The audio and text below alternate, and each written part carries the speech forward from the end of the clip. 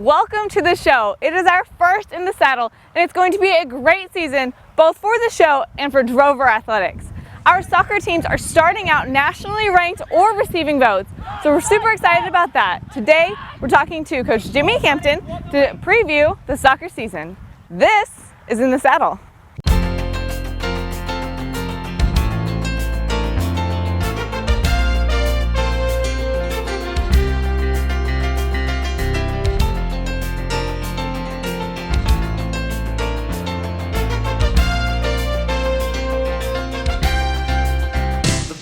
Is tipped.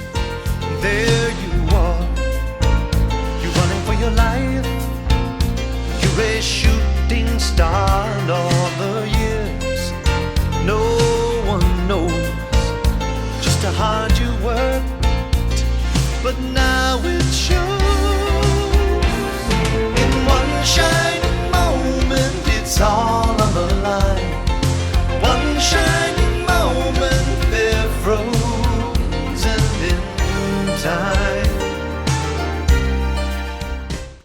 Welcome back to In the Saddle, your favorite Drover sports show. Today we have head men's and women's soccer coach Jimmy Hampton on the show to preview our soccer season. Welcome, Coach. Thanks for having me, Jess. So we've got a lot of potential on both teams. The women were picked second in the Sooner Athletic Conference and receiving votes nationally. The men were picked to take the SAC title again, and we're in the top 10 nationally, so a lot of potential coming into the season. A lot of potential. You know, the women have some veterans coming back. We have a lot of young talent coming in that we'll have to develop and teach on a daily basis, and we'll go through some, I think we'll probably have some ups and downs early on the year on the women. I think they're the type of team that as the season wears on and they learn their roles and the newcomers, we acclimate them to college soccer as it goes, will do very well. They have a huge ceiling. So it's not like here's where we're at right now. And so we're excited about where they're at now and where they hope they can develop. And we could be a tough team to beat once we get into the conference play with those women. And, you know, to be fair, we got to be avoid the injury bug and get a little lucky on that on the women to make, you know, not lose anybody. Losing Shea before the season ever started, a center back we counted on heavily to the torn ACL, was not the way we started. So we hope that's the only one that comes our way. A little bit unfortunate for Shea. We'll miss her and we hope her speedy recovery. On the men, quite deep. With all the returners coming back, a lot of new talent that came in that are pushing them to start. And again, I think we're a little bit deeper as far as the injuries are concerned, but a lot of pressure on the men too, you know, so you can look at it either way. Well, the women are definitely a small team. So how might that lack of depth come into factor in the season? You know, I think for the coaches, it's a real fine line. We have to be very intelligent, try to be intelligent on the way we train them. Sometimes we want to do a little bit more, and we have to be smart enough to pull back and not press it so we don't get the injury from the wear and tear of an everyday type training. And so I think, you know, short of just the unlucky type injury that happens in a game that you can't control, we're certainly trying to control some other things within the training of, are we ready to play, but are we pushing them too hard and injuring them to where they can't play? And again, that's a fine line on getting fit for a game and pushing them too hard and injuring them. So we're learning a lot as a coaching staff on how to prepare for that. And hopefully we do everything right and we avoid those unlucky type injuries and we just get stronger as the year goes on. Well, and kind of like you said, the men are the opposite of that. We've got a lot of depth there. We've returned every single one of the starters from last year and some guys coming in who may end up taking some of those starting positions. Yeah. So we've got a great team there. Solid. Yeah, you know, we do. We on the men's side, we can probably press a whole lot harder in the training and make the demands a little bit higher and not have to be so. I don't know if patience is the right word, but just we don't have to scale back at all. We can go full bore ahead every day. We know we've got the numbers, and to be fair, you know, with the starters coming back, if I was a bet man, I'd bet they wouldn't all start this year. They may certain games, but you know, at the end of the day, we brought some talent in, and those guys want to start, and we don't really put a classification by it. We tell them every day, your performance today will dictate who plays tomorrow. Nothing more, nothing less, nothing you did last year or 2 years ago. So we like the competition and the spirit and training, and it is a good group of young men. Well, both teams will start off the season this weekend, but they scrimmaged here last week here at home against Oklahoma Wesleyan. Tough team, really pretty comparable team to each of ours. So talk about that. Yeah, I thought the women from the first minute to the last minute improved probably dramatically. And again, I think that's what you'll see with our women. We will just get better with every game as we've got kids playing out of position, maybe from where they came from, but we think they'll be very good at it when it's all said and done. And for us, can we get better every day in training, every game we play? And I think the answer is yes, because the women do want to learn. They do want to get better. And again, I just think their ceiling's quite high. So I would like to see that team again in a couple months, and see how we develop. Not anything I would be afraid of playing. The men had some tough training sessions.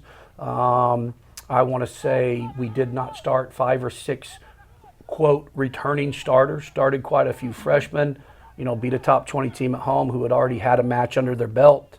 We'd only been in 3 or 4 days. So I was pleased with the character and the grit that we showed. There's obviously a lot of things we have to improve on from a football standpoint, but the internal makeup of the men I was quite pleased with. Okay, well, they start off the season on the road this weekend at Our Lady of the Lake. This weekend, even before school even starts for them, so it's a 1 weekend free of all of that school. Right. So I have to just focus on soccer. So right. About that. And we try to make what we call our long road trip.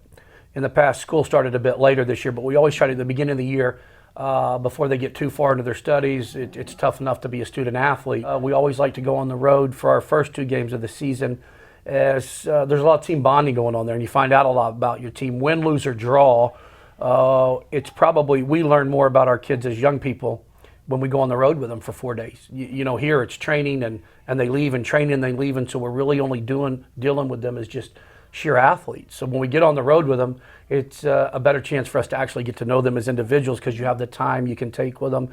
And so we're excited, to find out what we can do down there in San Antonio against 2 tough teams and a lot of heat. And hopefully we'll show well, but I'm sure we're going to grow from this road trip before school starts, and get back home and get them in the swing of things next week.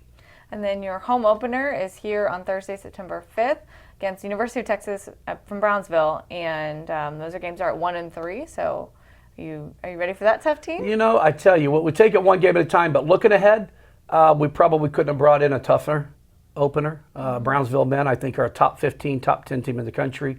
We were down there a couple years ago playing them in the national championships tournament. They were again there last year. Coach has done a great job down there. The women's team knocked off OCU in the playoffs last year in the national championships. So we know their women's team is very talented as well. So it'll be exciting for the USAO community, though, to see such I would say both teams are top 20 teams coming into our place to open up on Thursday. And what a better way to open up with a team like that and see where we're at. And hopefully we get some folks out. The students are back on campus, and we can give them a real game per se, not somebody we're bringing in because we think we can beat them. Well, and another surprise for that game, the USAO announced this week that they're going to be doing live streaming of all of their games absolutely for free for the fans. And I know that's something soccer in particular has really been looking forward to having. Yes, we're excited that USAO's been able to do that. You mentioned free. That's even better. That never happens. But so many kids aren't from around here, and their parents might get to see them play once in 4 years. This allows them to catch them on the internet and watch these games and watch their kids play. But not only that, but we have so many USAO alumni that may not live here anymore, and they're always calling or checking or following us on Twitter or whatever. How'd you do?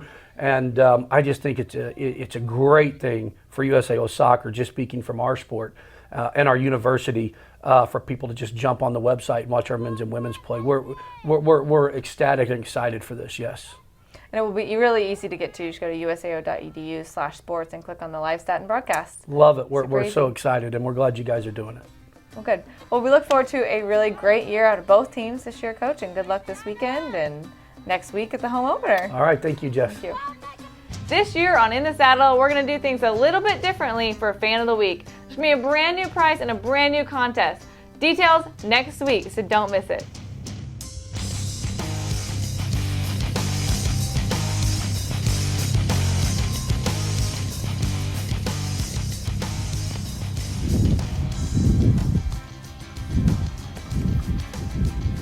Well, that's our show. Make sure to tune in next week when we talk about cross country and soccer again. We'll see you then on In the Saddle.